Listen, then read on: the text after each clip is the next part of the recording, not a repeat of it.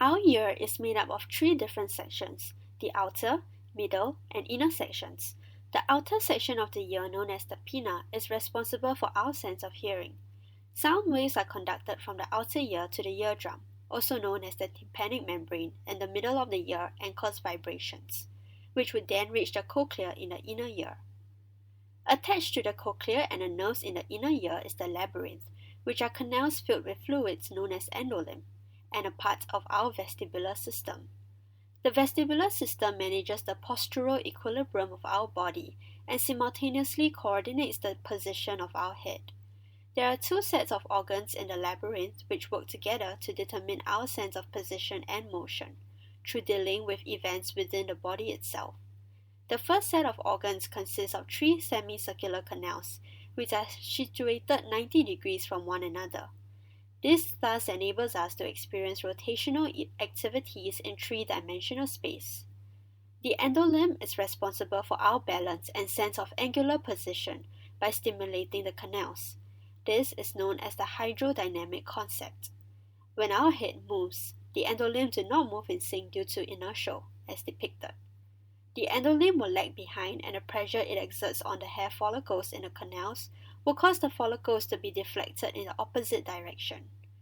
Thus, when there is a constant rotational speed exerted on the endolymph will come to an equilibrium and hit a threshold to form illusions.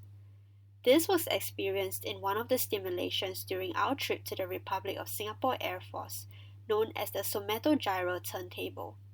An individual is placed in a black box with no vision, and the black box was rotated. It could be witnessed that when the speed of the rotation hit a certain threshold at a constant pace, the individual inside the turntable has the illusion that he or she is no longer moving. Once asked to tilt his or her head slightly, there is an illusion of falling downwards or going upwards. Lastly, when the rotation is suddenly stopped, the inertia of the endolymph will cause pressure towards the opposite direction and gives off the illusion of the individual that he or she is moving in the opposite direction rather than coming to a stop. Next, let's discuss some facts about the ear pressure. The tympanic membrane that senses the sound wave also acts as a barrier separating the outer ear and middle ear cavities. The pressure in the cavities are that of atmospheric pressure. Hence, when there is a major change in the air pressure of the outer ear cavity due to scuba diving or high altitude, etc., it could cause injury to our tympanic membrane. In the middle of the ear, there is a eustachian tube that is connected to the nasopharynx. It is usually a closed structure, but movements such as swallowing will cause it to open. An increase in altitude causing a drop in the atmospheric pressure and resulting in the pressure in the middle ear cavity being higher than the outer ear could cause the tympanic membrane to bulge slightly outwards and also result in a popping sensation when the eustachian tube opens to allow air to be released from the middle ear and hence equalizing the pressure difference.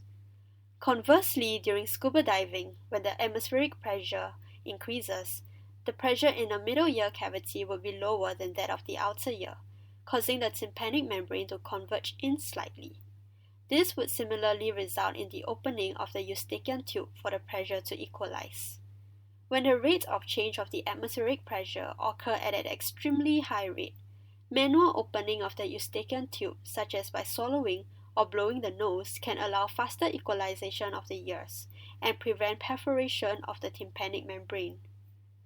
However, when one has allergies or illness such as cold or sinusitis that causes blockage, swelling, or the mucus buildup in the eustachian tube, it could cause difficulty in equalizing and thus pose a danger to the individual when there is a change in pressure.